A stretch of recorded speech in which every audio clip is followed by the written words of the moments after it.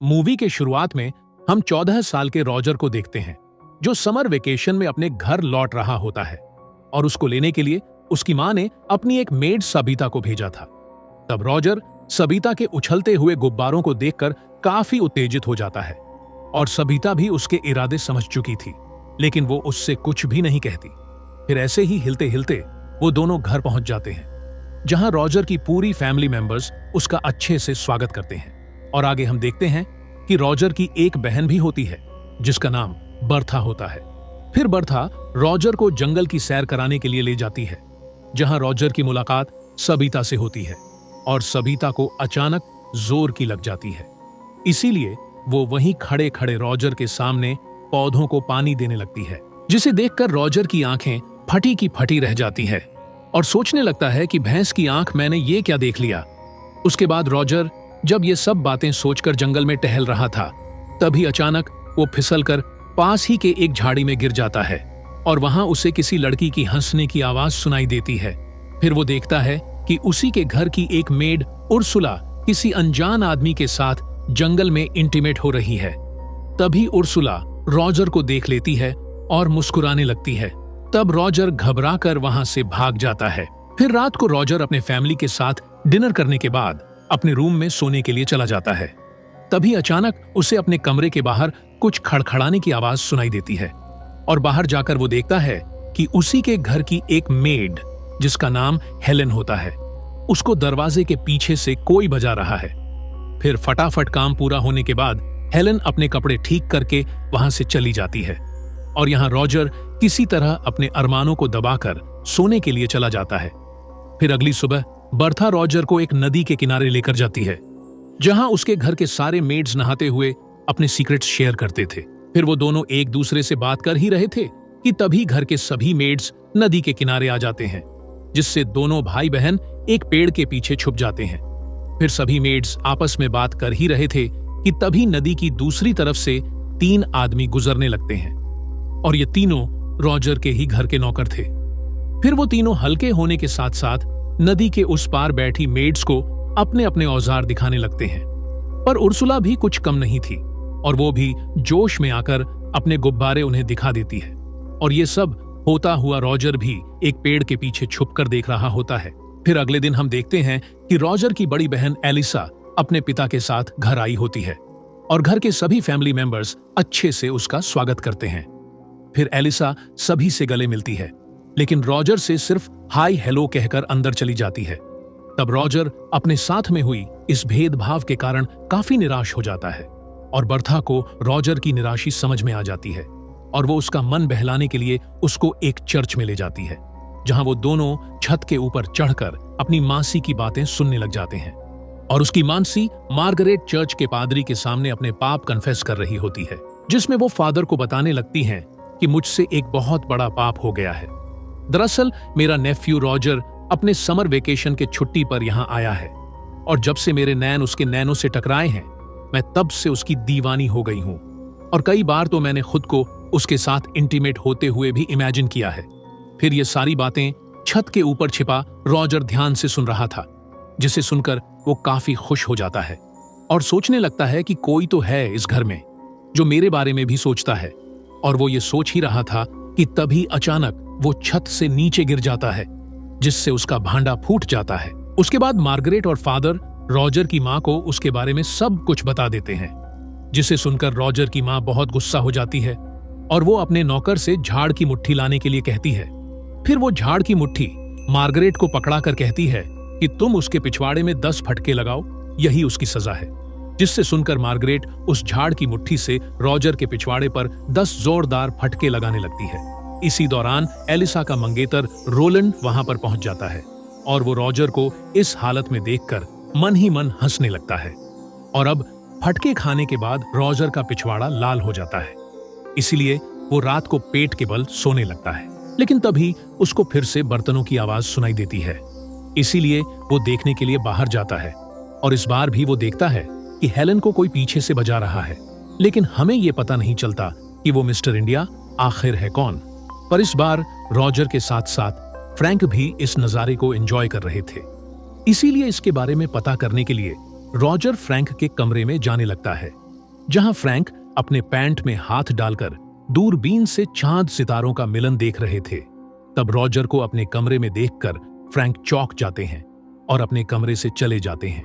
उनके जाने के बाद रॉजर भी दूरबीन से चांद सितारों का मिलन देखने लगता है और वो समझ जाता है कि फ्रैंक तो साला उससे भी ज्यादा ठरकी है।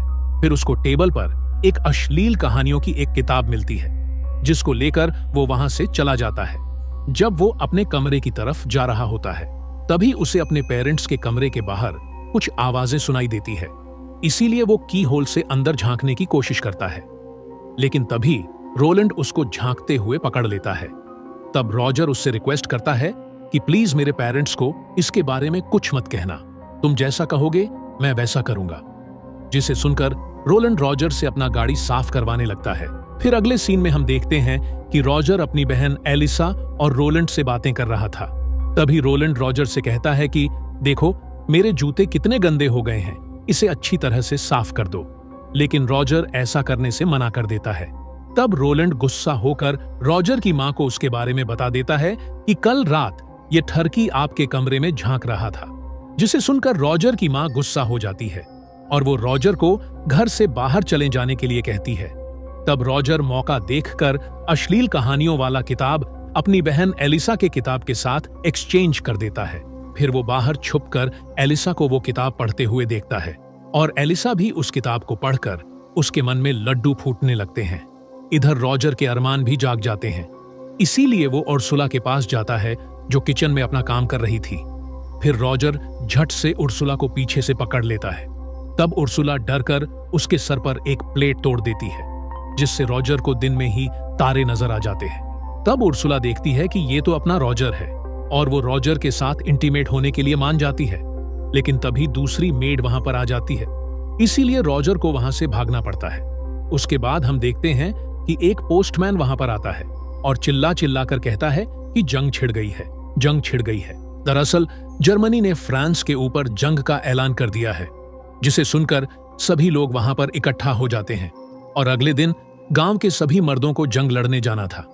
इसलिए रॉजर की फैमिली रात को पार्टी करने लगते हैं और रॉजर को जब ये बात पता चलती है कि उसके घर के सभी मर्द जंग में जाने वाले हैं और घर के सभी औरतें अकेली रहेंगी, तो वो अंदर ही अंदर काफी खुश होने लगता है। फिर अगली सुबह सारे मर्द जंग के लिए रवाना हो जाते हैं।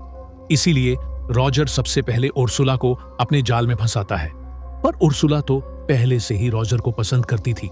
इसीलिए वो रॉजर को ग्रीन सिग्नल दे देती है और वो दोनों वहीं पर इंटीमेट होने लगते हैं।